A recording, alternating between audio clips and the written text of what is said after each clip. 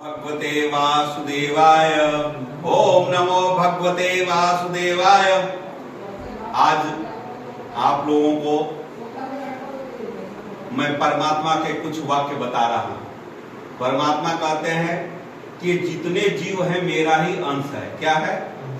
लेकिन ये सब अपने कर्मों के अनुसार जो है यहाँ पर फल को प्राप्त करते हैं। ममय वांसे जीव लोके जीव भूता सनातना मनः सस्त इंद्रियाणि प्राकृत न ये करते हैं। जितने लोग हैं मेरा ही अंश है, लेकिन ये अपने जो है 6 इंद्रियां जो हैं उसके सुख लेने के लिए वो अपना अपना कर्म करते हैं। तो जो जैसा कर्म करता है उसका जो है उसके खाते में उसका पुण्य और पाप संचित होता जाता है। तो जो कर्म जो है 3 तरह के होता है। एक होता है अकर्म। एक अकर्म वो है जो जिसमें आपकी जो है काम तो करते हैं, उसमें न पुण्य होता है न फल होता है। वो आप उसमें न आपको लालच है न मोह है। तो ये जो सतो प्रधान होते हैं, जो सतयुग में लोग रहते हैं, वो जो भी कर्म करते हैं वो भगवान को खुश करने के लिए करते हैं। तो उनको वो देवता गुण, उसको दैविक गुण आता है और दैविक फल मिलता है। तो उनके सिंहासन पर, उनके सर पर सोने का मुकुट होता है। सुख उनको इसी युग में मिलता है। दूसरा होता है कर्म।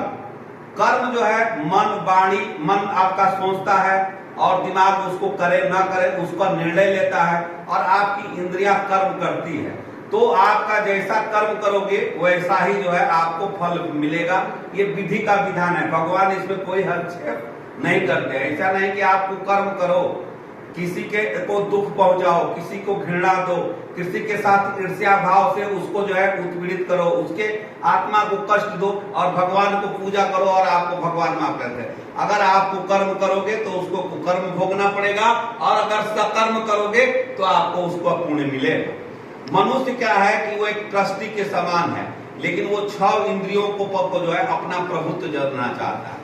तो अगर वो ट्रस्टी के मान करके भगवान आपको भेजा है, आप एक ट्रस्टी से रह करके जो धर्म पूर्वक अपने कर्तव्यों का निर्वाहन कीजिए और उस परमात्मा गॉड अल्लाह ईश्वर को आप याद कीजिए। लेकिन आदमी क्या होता है, जो अगर सतो जैसा उसकी संगत होगी, जैसा संग वैसा उसका रंग होता है। अगर आप किसी कुकर्मी के पास आप कहिए कि दुराचारी है, क्या है, उसके अंदर अहंकार होगा। वो अब धन लेने के लिए दूसरे को उत्पीड़ित करेगा। वो जहां भी रहेगा वो अपना प्रभुत्व जताने की कोशिश करेगा। वो उसका खान पान रहन सहन सब जो है वो जो है तमोगुणी होगा। तमो मतलब वो हर आदमी को दबाना चाहेगा। वो विषय भोगी होगा। माने वो जो है विषय भोग मतलब वो काम के प्रति, सेक्स के प्रति बहुत उत्तेजित रहेगा। दूसरे स्त्रियों के साथ वो संपर्क स्थापित, लड़कियों के साथ संपर्क स्थापित करने की कोशिश करेगा और वो धन जन बल लालच लोभ में उसको बहा करके उसको जो है अलग विभिन्न तरह का लालच दे करके उसको मोहित करने का प्रयास करता है और फिर वो कपटी मुनि की तरह उसको अपने जाल में फंसाता है और फिर उसका शोषण करता है और शोषण करने के बाद फिर उसका जो है परित्याग कर देता है। वो समाज में जो है वो दुखी हो जाती है। तो जब किसी भी इसी तरह किसी व्यक्ति जो कोई गरीब है उसका मजदूरी मारते हो, उसका शोषण करते हो तो तत्कालिक फायदा तो आपको होता है, लेकिन आपके कुकर्म का जो है संचय भी होता जाता है, वो डेबिट होते जाता है। और आपके अगर आप अच्छा करते हो, दान करते हो, पुण्य करते हो, सहयोग करते हो किसी को, तो आपका पुण्य होता है। तो इसको अकर्म, कर्म और विकर्म। विकर्म माने किसी का शोषण करना, किसी की हत्या करना, किसी की भावनाओं के साथ खेलना। ऐसे पुरुष तो जो सतोगुणी होते हैं उनको शुरू में जो है क्या होता है कि उनको ये काम करने में कष्ट टाइप ले, लेकिन अंत में वो सुखमय जीवन जीते हैं। आनंद, समाज उनको मतलब आनंद देता है, इज्जत देता है। लेकिन जो कुकर्मी होते हैं वो शुरू में वर्तमान को सुखी जीवन जीते हैं, लेकिन उनका भविष्य भय के ग्रस्त होते हैं। वो भगे फिरते हैं।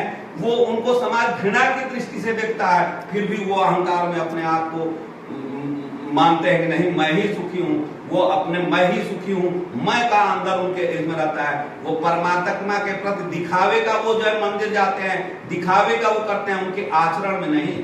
जैसे गीता का है, आप श्लोक तो पढ़े लेकिन उसका अनुसरण ना करें तो आपको कोई फलित नहीं होता है। उसी तरह मंदिर मस्जिद में तो आप जा रहे हैं, लेकिन अल्लाह ने ईश्वर ने, भगवान ने, परमात्मा ने जो बताया है उसको अगर सही तरह से आप अपने जीवन में नहीं उतारते हैं तो बेकार है। जैसे आप कोई रसगुल्ला रखा है, जब उसका रसा स्वादन नहीं करेंगे तो आपको पता ही नहीं चलेगा कि ये मीठा है कि खट्टा है।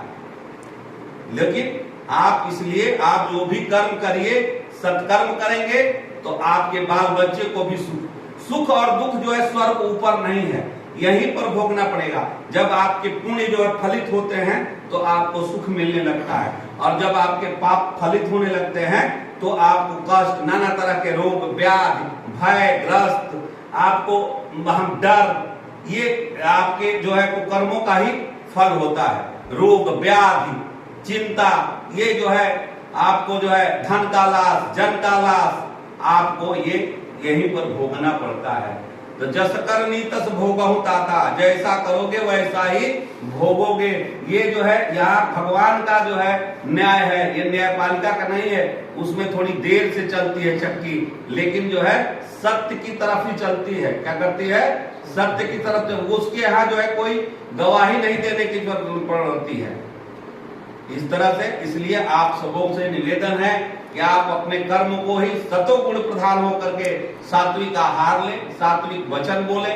दो अगर जो भी कुछ कर सकते हैं, एक भी कर्म अपने अपना ले, अहिंसा ना करें, और जो है किसी का जितना गरीब की जो है सेवा करना ही परमात्मा की सेवा है।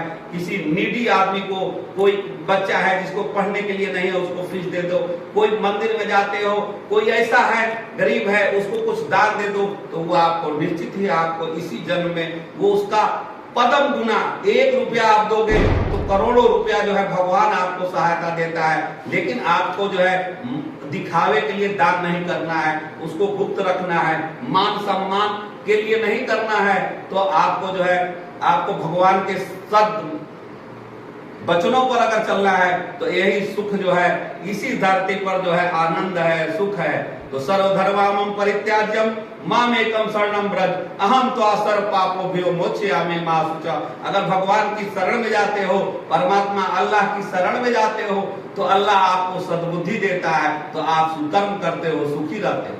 लेकिन आप अहंकारित होते हो, परमात्मा को नहीं मानते हो, तो आपको बुद्धि को हर वो जिस रास्ते में आप, भगवान कहते हैं 1 कदम हमारे तरफ बढ़ो तो 100 कदम तुम्हारे तरफ जाकर के आप बढ़ते हैं। लेकिन 1 कदम भगवान से दूर जाते हो तो भगवान 1000 कदम आपसे दूर चले जाते हैं। तो उसके अंदर दुर्बुद्धि आ जाती है, दुर्गति आ जाती है, वो निम्न कर्म करता है, वो घटिया तरह का आदमी हो जाता है, वो अहंकारी हो जाता है, और वो इसी धरती पर नाना प्रकार के कष्ट को भोगता है।